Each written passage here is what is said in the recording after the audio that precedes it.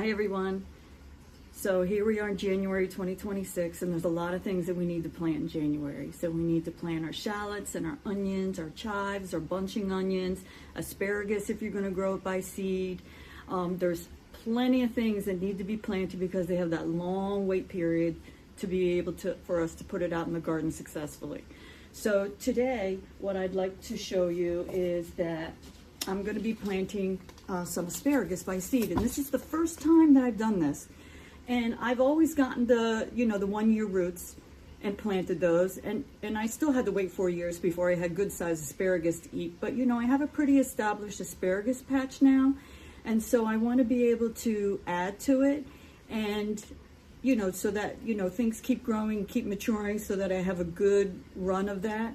And so I thought I'd try from seed because a pack of seed is pretty cheap compared to buying all of those asparagus roots that are a year old. So I said, let's try it out and see what happens. So the seeds are, relatively small. So I'm going to put 2 in a cell. And then hopefully by doing that, we'll see what happens.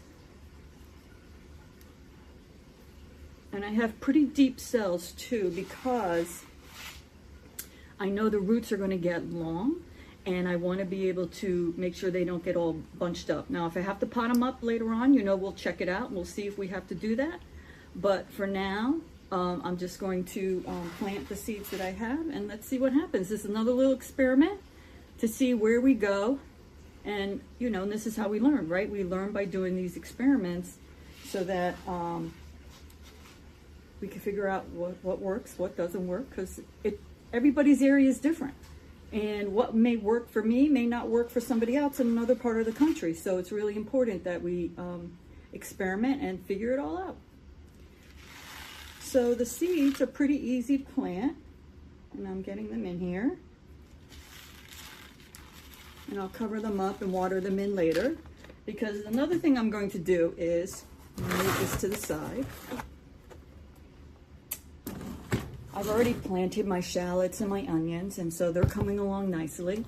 But I want to plant some bunching onions and chives because they're very convenient to have. Sometimes you just want to have, a little bit of the green onion as opposed to a whole onion, especially if you're making salads and stir fries and things like that. That's always good. So this is my Tokyo bunching onions. I'm just going to sprinkle them on top. And most likely, I will be keeping this in this pot during the entire period. You know what I mean? The whole season. I'll pluck out what I need when I need it, and then, plant them when I need them. So, and that, because that's the beauty of, that's what I love to do when I'm cooking. I love to just go outside and harvest what I need for that dinner that night. I mean, there's nothing like it. And it's fresh and it's organic, and you know where it came from, and then you have the pride of that you grew it yourself. I mean, there's something beautiful about that connection to nature. I'm going to put all of these in here because I think chives are marvelous, and I want to be able. I'm going to save some though for I have an herb garden in my kitchen that I grow herbs in. So that I have some fresh herbs, so I'm going to save some for that too, because that'll be good to do that as well. So that's what we're doing. So don't forget, look at all your seeds. Make sure that you're planting them at the correct time for your area. Make sure you know what your frost date is.